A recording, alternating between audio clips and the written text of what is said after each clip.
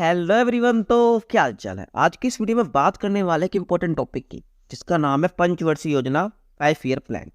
तो हर एग्जाम के लिए इंपॉर्टेंट है, चाहे आप कोई से एग्जाम की तैयारी कर रहे हो। तो चलिए बिना टाइम वेस्ट के स्टार्ट करते हैं आज के इस वीडियो को। तो हम बात कर रहे हैं पंचवर्षीय योजना की।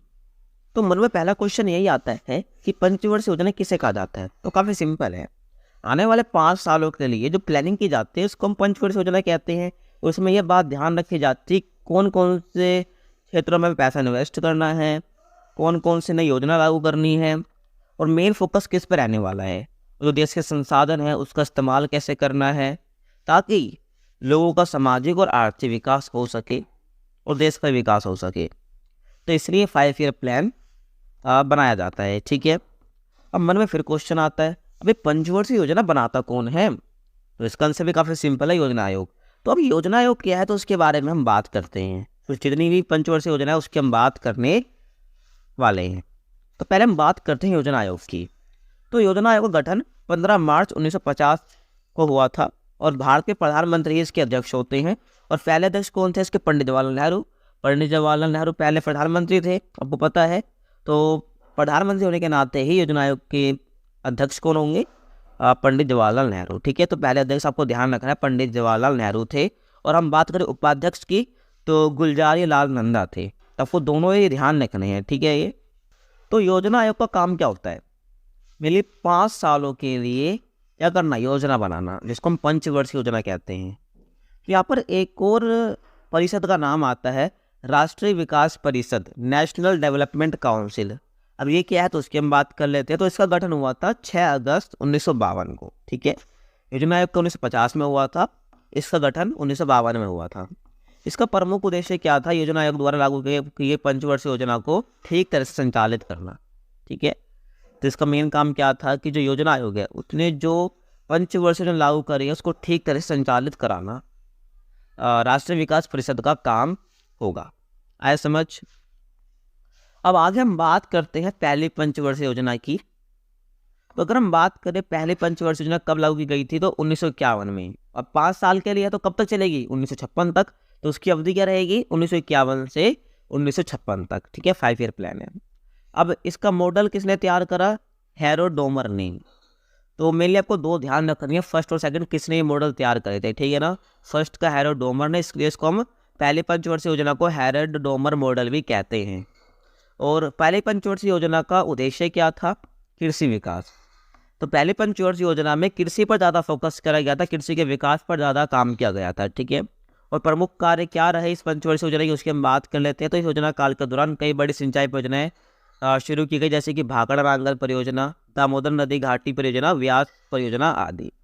तो ये क्या रही हैं, प्रमुख कार्य रहे हैं इस पहले पंचवर्षीय योजना के अंदर। और निम्न परियोजनाओं पर काम किया गया, भाखड़ा नांगल परियोजना, दामोदर नदी घाटी और व्यास परियोजना है। तो ये क्या रही हैं, प्रमुख योजना रही हैं पहली पंचवर्षीय योजना की। आई होप आपको समझ आ गया होगा। आगे हम बात करते हैं दूसरी पंचवर्षीय योजना की। तो इसकी अवधि कब से कब तक है, 1956 पर पहले खत्म हो गई थी, तो दूसरी 1956 पर स्टार्ट होगी और खत्म कहाँ पर होगी, 5 साल आगे जोड़ लो, 61 तक रहेगी। तो दूसरी पंचवर्षीय योजना 1956 से 61 तक चली थी।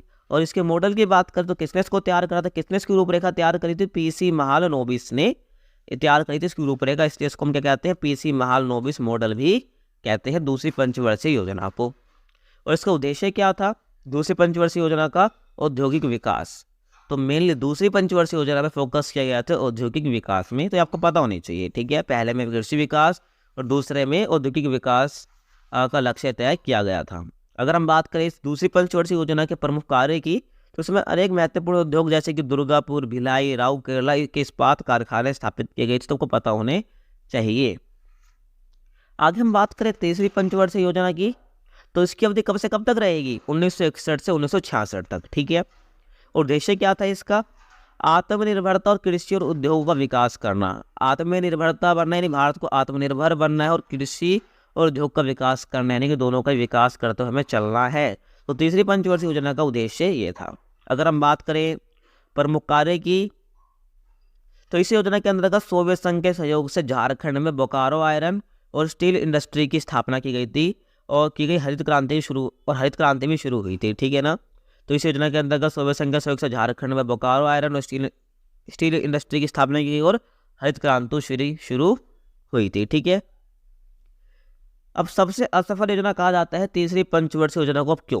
मेन कारण आता है भाई, क्यों कहा जाता है इसको तीसरी पंचवर्षीय योजना को सबसे असफल? क्योंकि इस टाइम पर हुए थे दो युद्ध, 1962 में और 1965 में, और 1966 में पड़ गया सूखा।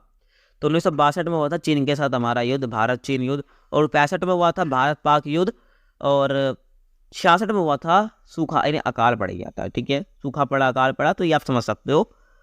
तो 1966 में हुआ, तो 61 से 66 जो तीसरी पंचवर्षीय योजना थी, तो इसमें 3 मेजर प्रॉब्लम आई, तब जाके क्या ये तीसरी पंचवर्षीय योजना असफल मानी जाती है। और आपको पता है जब युद्ध होता है किसी देश से किसी देश के साथ, तो बहुत आर्थिक हानि सहनी पड़ती है दोनों देशों को, आपको पता है। तो इसलिए तीसरी पंचवर्षीय योजना काफ़ी सफल नहीं मानी जाती है, असफल मानी जाती है। ठीक है, अब इसके बाद आता है योजना अवकाश। अब आप बोलोगे 66 के बाद फिर से पंचवर्षीय हो जाए होगी तो ये खत्म हो जाएगी, नहीं। तो 66 के बाद एक ब्रेक लिया गया, यानी कि पंचवर्षीय योजना नहीं बनी, 3 साल के लिए बनी, यानी कि हम कह सकते हैं योजना अवकाश, जिसको हम कहेंगे योजना अवकाश। तो 1966 से लेकर 1969 तक, यानी कि 1969 तक ये योजना अवकाश रहा। तो तीसरी पंचवर्षीय योजना के विफल होने के कारण इसे रोक दिया गया। ठीक है, तीसरी पंचवर्षीय योजना होगी असफल हो गई तो इसे रोक दिया गया, और 3 वर्षों की अवधि के लिए वार्षिक योजना चलाई गई। कब के लिए? 3 वर्षों के लिए ये वार्षिक योजना चलाई गई। आपको पता होना चाहिए इसको योजना अवकाश कहते हैं। ठीक है, 66 से 69 तक।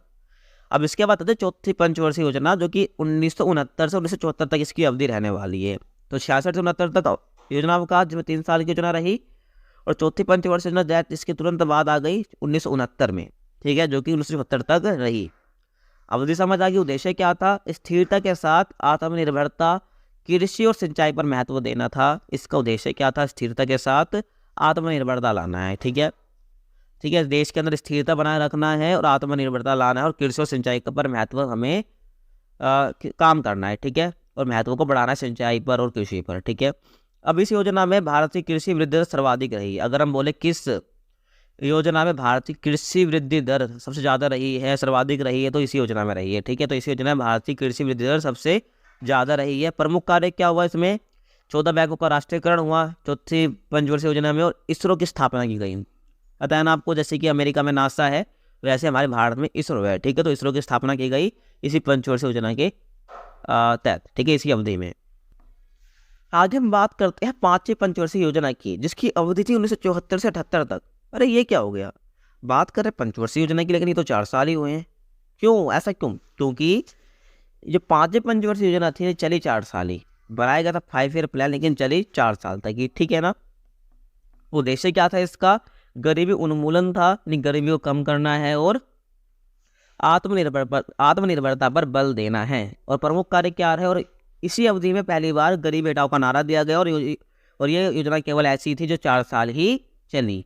तो ये इसको आपको ध्यान रखना है। ठीक है, अब इसके बाद आता है दूसरा योजना अवकाश। पहले हमने बात कर ली थी। ठीक है, अब दूसरा योजना अवकाश हमें देखने को मिलता है मोरारजी देसाई की सरकार में, जब जनता पार्टी की सरकार बनती है और किसकी सरकार गिर जाती है? इंदिरा गांधी जी की। ठीक है, तो होता क्या है, मोरारजी देसाई के नेतृत्व वाली सरकार ने क्या करा? पंचवर्षीय योजना को बंद करके वार्षिक योजना चलाई, यानी कि जो 1 साल की योजना चलती है तो वार्षिक योजना चलाई। ठीक है, उन्होंने क्या करा? पंचवर्षीय योजना को खत्म करके वार्षिक योजना चलाई। आया समझ? जनता पार्टी जब ये प्रधानमंत्री बने थे, ठीक है, जनता पार्टी की तरफ से, आपको ध्यान रखना है। ठीक है ना, तो यहाँ पर इंदिरा गांधी की सरकार गिर गई थी। अब इसके बाद आती है 6ठी पंचवर्षीय योजना। ठीक है, 78 तक वो चली थी। उसके बाद ये इनकी सरकार बन गई थी मोरारजी देसाई की। तो उसके बाद फिर से इंदिरा गांधी की सरकार बनती है, चल ही नहीं पाई ज़्यादा जनता पार्टी की सरकार, फिर से इंदिरा गांधी की सरकार आ जाती है। फिर ये दोबारा से 6ठी पंचवर्षीय योजना लागू करती हैं। ठीक है, पहले 5वीं हुई थी, तो 6ठी पंचवर्षीय योजना ये लागू करती हैं। इसकी अवधि कब से कब तक थी? 1980 से लेकर 1985 तक। और इसका उद्देश्य क्या था? गरीबी उन्मूलन और रोजगार वृद्धि। हमने देखा 5वीं पंचवर्षीय योजना में गरीबी उन्मूलन उद्देश्य था, वो चल ही नहीं पाई पूरी, लेकिन फिर से क्या करा ना, 6ठी पंचवर्षीय योजना में फिर से गरीबी उन्मूलन को उद्देश्य रखा, इसको हमको खत्म करना है। ठीक है, 6ठी पंचवर्षीय योजना में, और इसमें एक चीज़ और ऐड कर दी है, रोजगार वृद्धि करनी है। प्रमुख कार्य क्या रहे इस योजना 6ठी पंचवर्षीय योजना के? नाबार्ड की स्थापना की गई। अब रोजगार वृद्धि करनी है, और आपको पता है कि जो हमारा भारत था कृषि प्रधान देश था, और अभी भी है। ठीक है, तो रोजगार वृद्धि के लिए तो कृषि सेक्टर में काम करना पड़ेगा, तो इसलिए क्या होगा, प्रमुख कार्य। तो इसमें क्या, किसकी स्थापना की गई, नाबार्ड की स्थापना की गई, ताकि इनको लोन मिल सके किसानों को। ठीक है, अब नाबार्ड की फुल फॉर्म क्या, उसके हम बात कर लेते हैं। ठीक है, तो फुल फॉर्म क्या होगी, national bank for agriculture and rural development. तो ये फुल फॉर्म को ध्यान रखनी है, national bank for agriculture and rural development. और स्थापना हुई थी उसकी 1982 में और मुख्यालय इसका मुंबई। ठीक है, आपको ये ध्यान रखना है। ठीक है, नाबार्ड की स्थापना हुई थी ताकि लोन मिल सके। आगे हम बात करते हैं 7वीं पंचवर्षीय योजना की, जिसकी अवधि रही है 1985 से 1990 तक। अब इसका उद्देश्य क्या था, रोजगार, शिक्षा और जन स्वास्थ्य का विकास करना। ठीक है, इसका उद्देश्य ये था। अब इसका प्रमुख कार्य क्या रहे इस 7वीं पंचवर्षीय योजना में, उसकी हम बात करते हैं।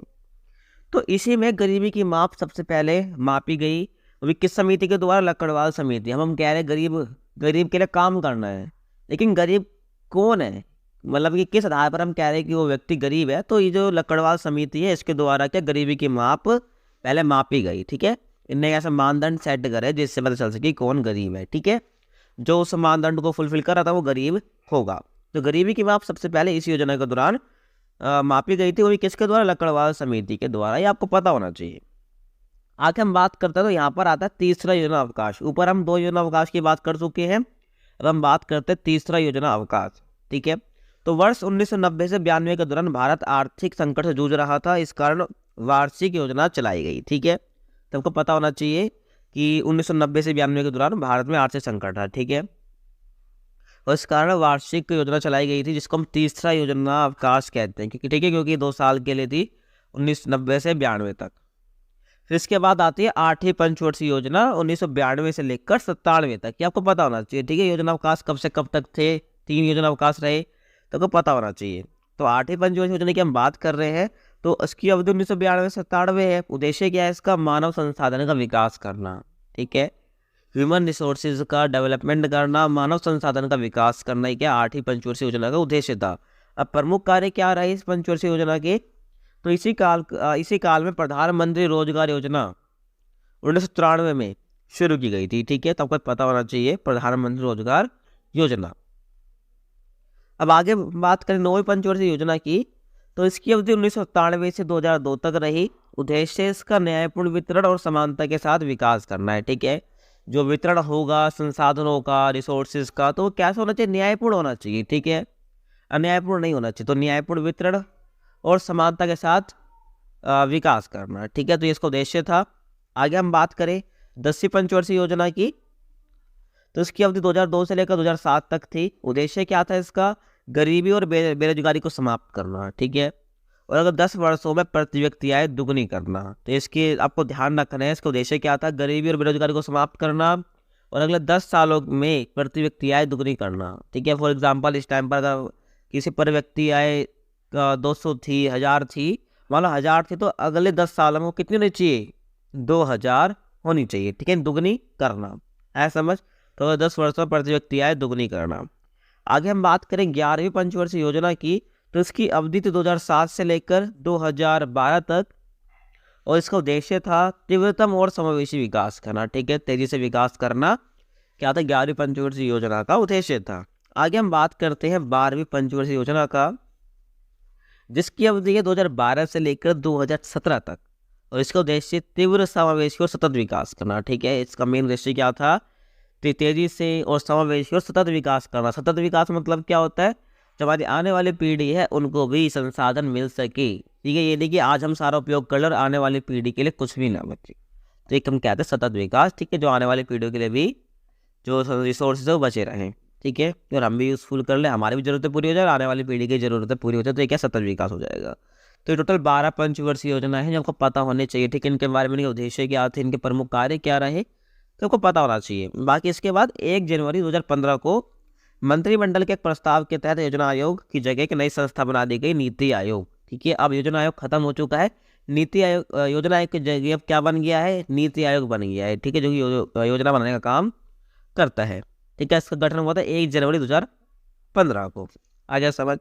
अगर आप बोलोगे नीति आयोग पर डिटेल में वीडियो बनाने के लिए, इसके कार्य, इसके अध्यक्ष के बारे में, इसकी संरचना कैसी होती है नीति आयोग की, तो कमेंट कर सकते हो। ठीक है, इसके ऊपर हम वीडियो बना देंगे। बाकी आपको आज की वीडियो कैसी लगी कमेंट में बता सकते हो, और कुछ समझ नहीं आया है तो भी कमेंट कर सकते हो, और आप मेरे से इंस्टाग्राम पर कुछ डाउट हो तो पूछ सकते हो, कमेंट में पूछ सकते हो। बाकी अगर आपको नोट्स चाहिए इस टॉपिक के तो आप इस टेलीग्राम पर ज्वाइन हो सकते हो, लिंक डिस्क्रिप्शन बॉक्स में मिल जाएगा, जाकर ज्वाइन कर सकते हो। ठीक है, बाकी मिलते हैं आपसे अगली वीडियो में, तब तक के लिए कीप वॉचिंग।